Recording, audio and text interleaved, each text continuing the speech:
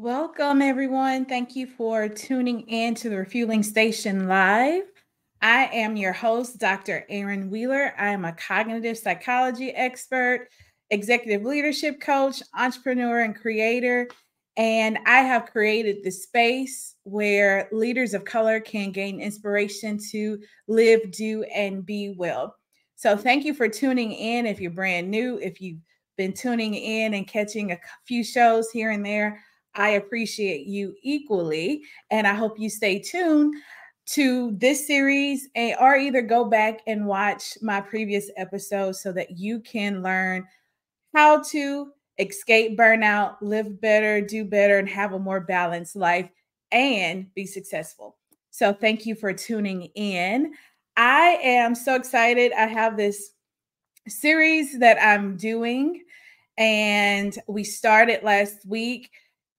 If you missed it, go back and watch the TikTok trap where I unlocked the myths on time management. So, just a quick recap. I talked about the 5 ways that time management was faulty, right? And so it's a lot of things that we thought as professionals we have it. We feel like we have it all together because we have planners, paper, digital, to-do lists, Asanas, Trellos, paper, pencil, bullet journals, voice notes, memos. Oh, we have everything, right? There's everything to keep track of our life.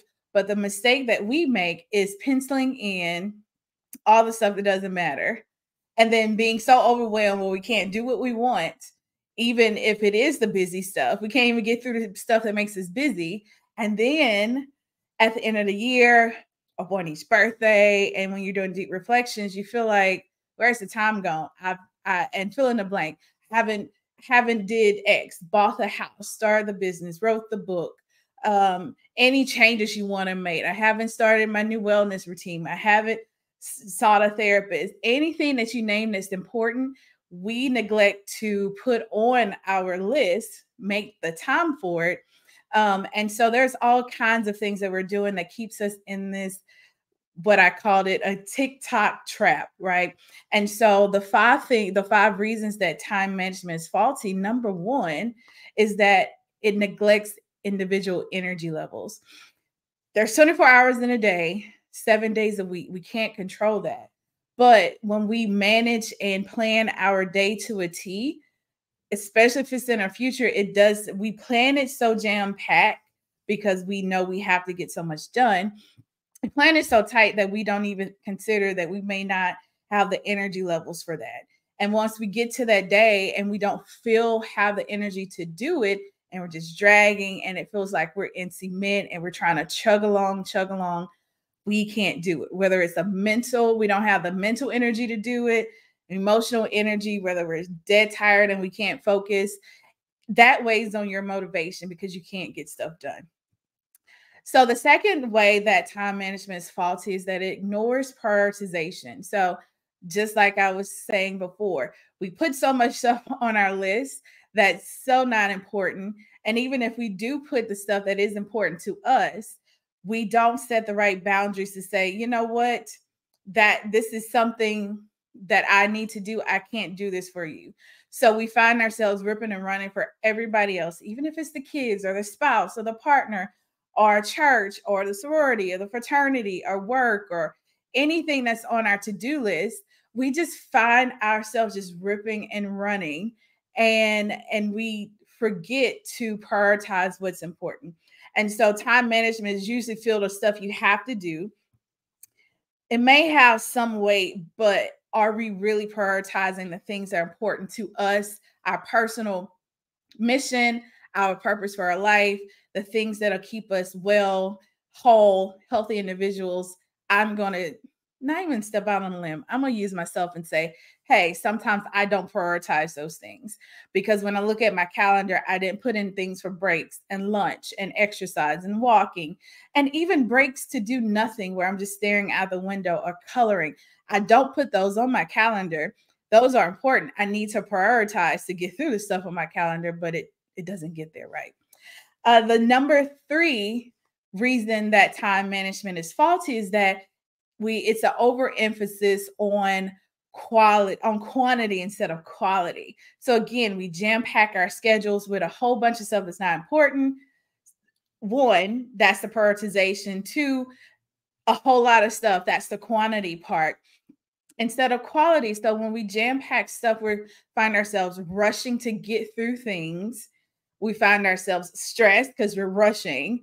And then we find ourselves stressed out more because we get disappointed because we know it's not our best effort that we want to give. So again, we keep weighing ourselves down and burning ourselves out because we're trying to hold true to, like, I need to do this on time without even considering, is this the right thing I should do? Am I going to, do I have enough space and capacity to do it well? And even if it's, do I have the energy to do this right now? We neglect all of those things when we strictly adhere to time management, sticking to the planner, and just penciling out every day, every hour of our day. Number four, reason that time management is a trap: it ignores our mental and emotional well-being. Some days we may not have it. And then some days it's like Dory from Finding Nemo. Our memory is wiped of everything we did the day before. And we like trying to figure out, why am I so tired? And I sometimes I'll check off everything on my list, right? I drank water, I took my iron, I took my vitamin D, I walked, I got some sunshine, I ate multiple times, I ate fruit, I ate vegetables, I took a nap, I got 8 hours. Like, I'm checking all of these things off that I did, and I'm still tired. But then when I think back and say, Erin, you had you've done a lot this week, sis. Like, I have to talk to you did a lot. It's okay if you can't string together two words right now. You need to just go sit down. Go sit down, take some time off, regroup, recalibrate, get back to it. And so sometimes that time, if we plan out the perfect day, we don't know if we're going to be in the right mental or emotional space to handle that. And so time management doesn't incorporate that when we're planning and we're creating our daily or weekly or monthly to-do list. And lastly, it is not adaptable to change. Life happens. We can't control it. Time happens. We can't bottle it up. We can't extend it. But when we have to throw those plans out the window, one wrong thing, a temp from your baby has a temp, your partner forgot their keys, you have a flat tire, you're sick, somebody's out, a meeting got pushed back, a meeting got pushed up. There's things that happen every day, but if we strictly hold on to time management, we put all our feelings and stock into that. We get so mad when it doesn't work out. And it usually it usually works out for the good, but we are so focused that it's not on my time. And so if you take that pressure off of yourself and the plan and just say, okay, scratch that, let's reset. No matter how many times a day you have to reset, you planning your day out and not having enough space to be flexible, or you're not allowing yourself to be flexible, it really stresses you out, and that exceeds burnout. So last video, we also talked about what can you do if we're not managing time. What control do I have? I thought managing time was good. So here are the things that you can do to help manage something, especially if it's not the time, which we cannot do. We can't manage time. We don't have control over that, right? And so one of the things that you can do first and easy is that you can control your own thoughts.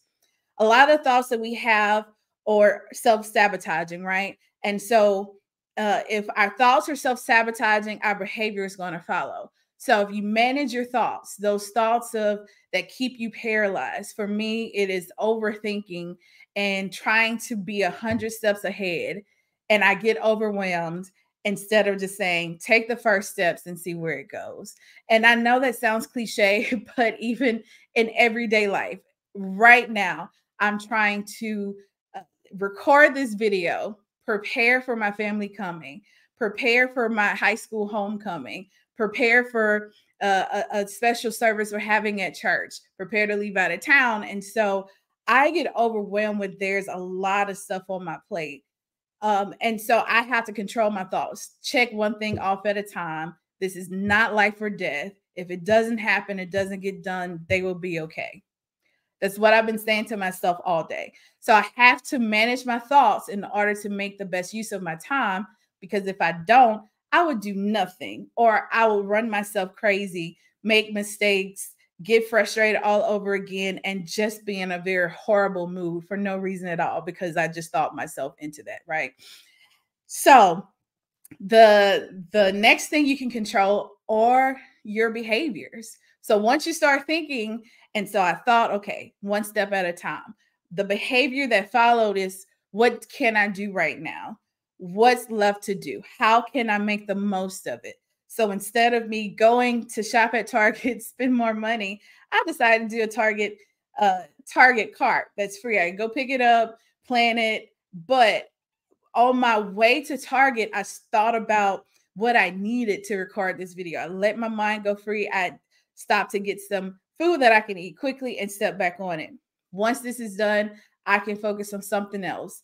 I can start to prepare my home. I can start to figure out my next steps for the next day. And so thoughts and behaviors line up to each other, right? And then next, you can manage your energy, which is why we're here right now. This is the title of this episode is Burning Out, Shining Bright. And we're going to delve into managing your energy. So the example that I gave last video was, sometimes you have to figure out what works best for you. That is where that self-evaluation and self-awareness comes in, to see what are the time, when am I in a good mood? I hope you're in a good mood at some point. Figure out why. Figure out what makes you light, what makes you excited, when you're on your own, what happens to get you to that place? When is the time? What are the conditions? And you figure out what works best for you. So for me, I know I'm an introvert. So if I'm peopling all weekend, then I know I have to set aside time, and I can't fill my schedule with things, or even give myself grace, gracefully productive, give myself grace to rest and take a little easier approach, rather than the more aggressive approach I usually try to put in my day to just challenge myself, right? And so that's one of the things I know. Another thing that I know is that I can't do meetings in the morning. I also know I can't do multitasking really well. So I can't go to a meeting, step right out, start writing or doing a deep focus task, go back into a meeting, go back into doing something else. So how do I manage that energy? Because the meetings drain me. I can't think. I need some time in between. So I need some space in my day to decompress after. But I do know that I can go back to back meetings and be fine if I know that's what I'm going to do. So even in this capacity, or when I was working full time, I had Tuesdays was my meeting day, right? So Monday I had an easier day because I work for my church, and so Sundays are a little bit long and intense, and so I like to take that nap and ease into Monday a little bit easier, right? Not a bright start. Got to get myself together, mind together, everything together on Monday. So my Monday starts late. Tuesday is my meeting day. So I would stack meetings, not back to back where I can't breathe, drink, or go to the bathroom. I would stack them, and I would have to be okay with myself and say, Erin, if you don't open an email or do anything else other than meet, it's okay. You did your job. Your job is to meet with the people you need to meet with, and you've done your job. Turn it off. Go lay down, right? Wednesdays was my deep focus day, where I took everything from the meetings, set aside some deep focus time to do some deep work. So I knew how to work with the rhythm of my week, the pace of my week, the pace of my day. So that's how you manage, generally, an example of how I manage my energy. But for this episode of Refueling Station Live, I want to explore that concept more. I want to just take it a little bit further And so I want to introduce you to the four principles of energy management. So the first principle is that energy management requires full engagement, requires drawing from the four sources of energy, right? And so it's not, I like the concept of whole. This is what I'm talking to staff. This is what I'm talking to colleges about when they talk about helping students. People are not just one sided. They don't bring just one side of themselves. They are whole. We are humans. Our humanity, we're not just presenting it, we're not superficial, we're not one dimensional. We have different parts of us and we bring all of that to it. And so when we're not allowed to operate in that, we burn out and we're not successful. So, full engagement, full engagement when you are fully engaged in any task, any project, anything in life. This is not just about work, this is about home too. Success requires drawing from four separate and related energy sources, and you can probably guess them. It is physical, mental, emotional, and spiritual. So I like this approach to saying sometimes we're not just tired in our body, right? Tired in your body could be okay. You can take a nap, you can stretch, you can take a bubble bath, Epsom salt bath, eat and be okay. Drink some water, like my mom says, and be okay. But the other types we have to be cognizant of because it really does impact our day-to-day productivity and impacts how we interact with people and impacts our relationships, impacts a whole lot of stuff. And so we just can't dissect it and say, okay, go. We just need to. That's why my thing of self-care for burnout is not enough. We have to address all parts of these in order for us to get out of burnout. Principle number two: energy capacity diminishes both with underuse and overuse. I like this principle because sometimes we're not bringing our best selves. We're not tapping into our potential. We're always holding back something. And so when you're holding back something, you're not fully utilizing your energy. And then when you're overusing it in the wrong way, in the wrong place, in the wrong time, you can actually overuse your energy and deplete it both ways. Is the snooze you lose. It's not like riding a bike. If you don't do it, you will forget how to how to use this part of yourself. So your capacity, in order for us to be at full capacity, we must have a balance of we must find a balance of using our energy correctly, not over, not under, but we have must find a balance of energy usage and renewing our energy. Principle number three: think about how elite athletes train. We must push ourselves beyond our limits. I'm not even close to being an athlete, right? But when I was working with a personal trainer and I was like, oh my God, you have me doing these jailhouse workouts. And I was like, okay, I'm going to do them, but we got to keep, if I'm going to do burpees, I'm going to do burpees, but I can't do push-ups, get on the treadmills, do burpees, do I can't do the up and down. I'm gonna get a migraine and throw up. He was just like, well, just throw up. Okay, fine. That's how we did it. It's okay because I knew he was challenging me to like, I know it's a comfort zone. Your body will get used to it. Just keep pushing, keep going. The worst thing that can happen is that you throw up. But we do have to push ourselves beyond our capacity, right? So some stress is good, and good stress is called eustress. EUSTRESS. I've lost my capacity to spell with spell check, digital spell check. So eustress is good stress. Me challenging myself to be online and be more visible and do more reels and do more lives. I don't like it. It's not bad. It's not bad stress. It's helping me to show up in a way that I need to exercise and gain energy and capacity to do this. The more I keep showing up, the better I will be at it. So this type of stress I'm putting on myself is good stress, right? There's also bad stress. That's not the stress we're talking about right now. I'm talking about the stress of getting outside of your comfort zone, especially to be aligned with your purpose and the mission of your life.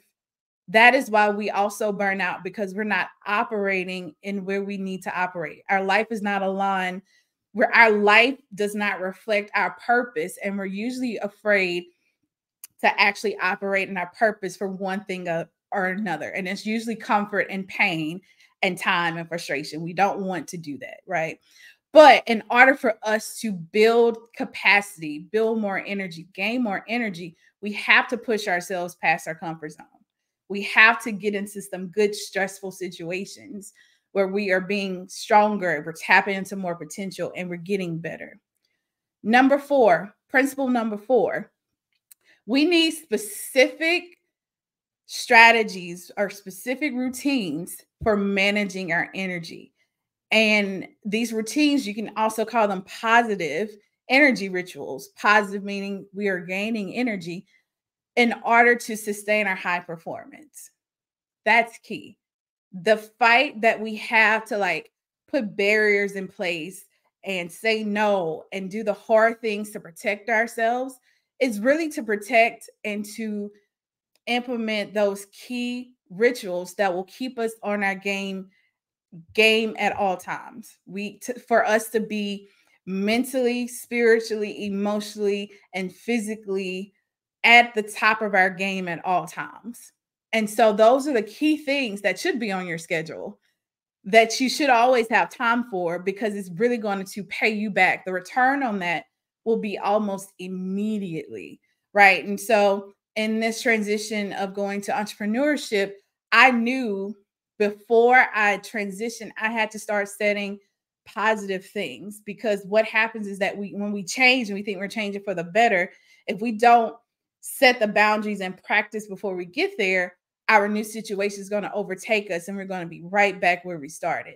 So I had to say, okay, Aaron, you have time to fix you a healthy breakfast in the morning. Pause, put down the phone, don't even pick it up.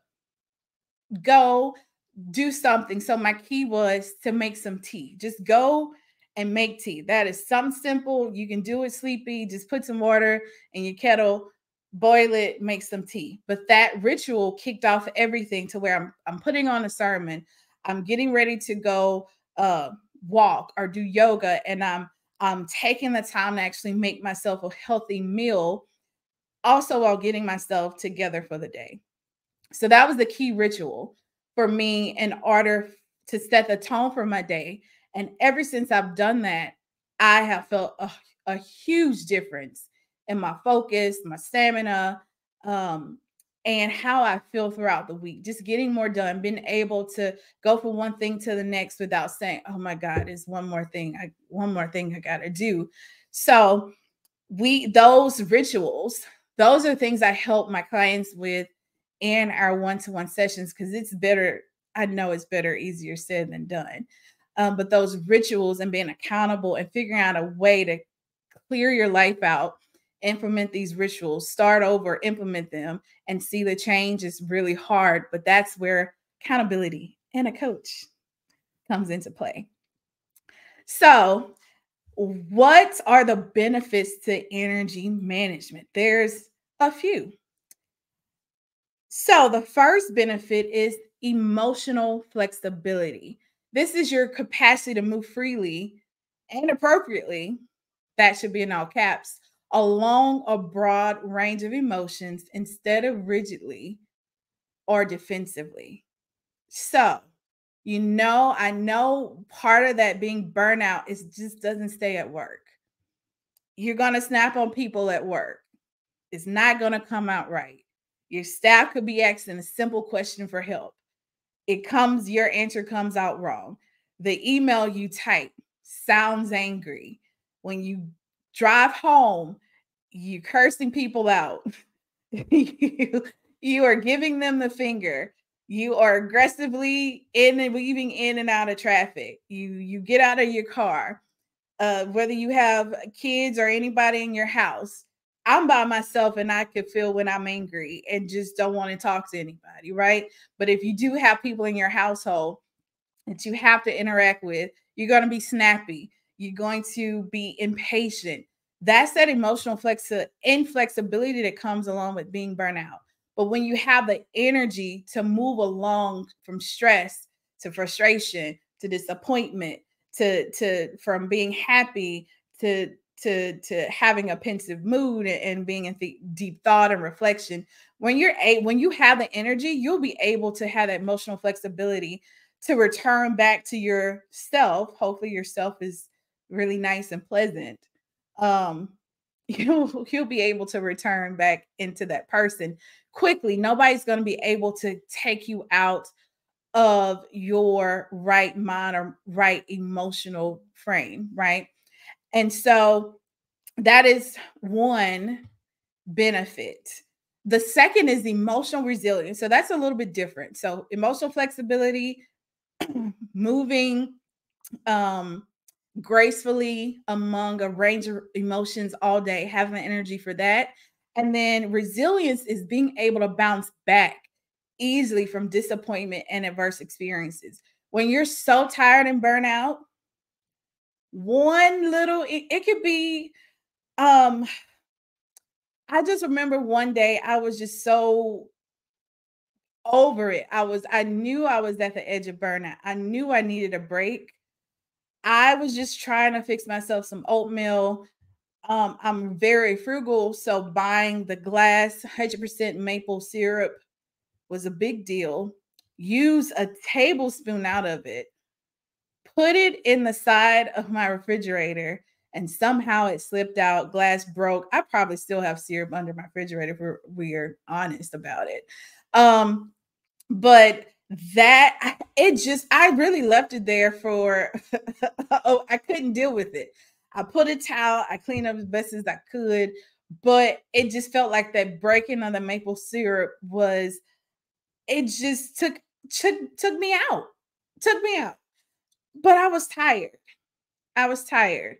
But even if it's if it's worse than emotion, if it's a setback at work, you didn't get the promotion, your project got pushed back, it was canceled, you got moved over, had to fire somebody, had to, like, anything, if you're tired, you're not gonna bounce back. You're just gonna bounce and break.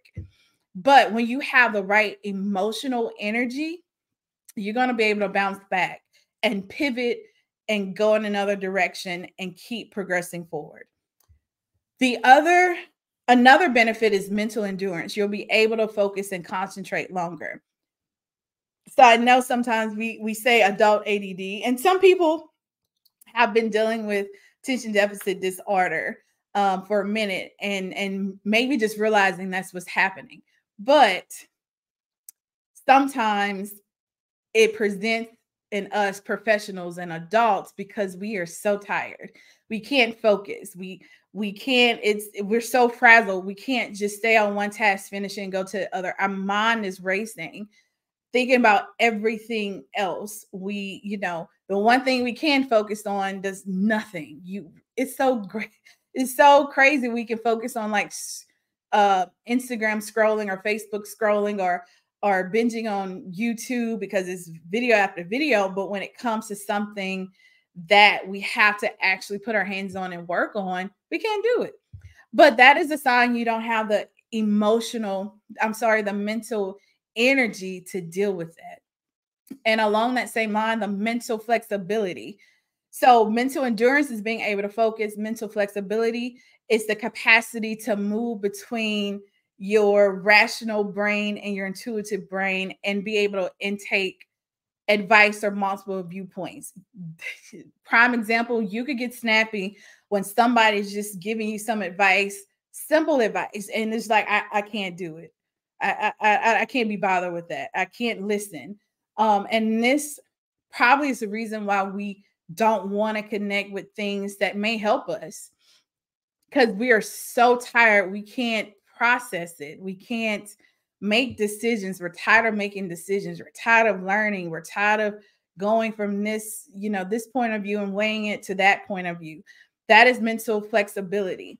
And if you don't have enough energy and you burn out, you can't do that. And the last two has to do with spiritual, right? So spiritual strength is being committed to your values.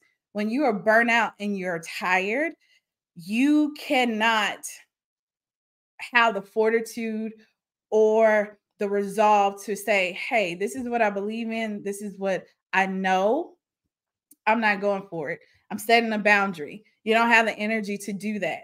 You go from one side to the other. I don't care. It's fine. You just don't care about anything.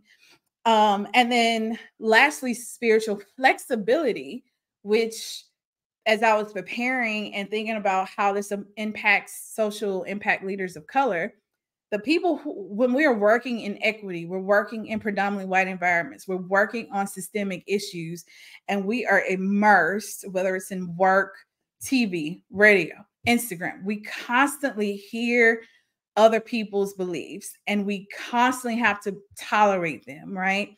And that draws down our energy. When we have to tolerate other people's ideas at that intensity and then know that their beliefs will not probably do cause harm to others, whether now further down in generations or systemically, that burns us out. That is one of the reasons why I'm committed to supporting social impact leaders of color, the people who are fighting and these on these important social justice issues, whether it's health, medicine, education, um, equity in general, in corporations and nonprofit worlds. I know how that weighs on you, and that sucks you dry, right? And that is one of the main sources, a main contributor of our burnout in these roles, in these jobs.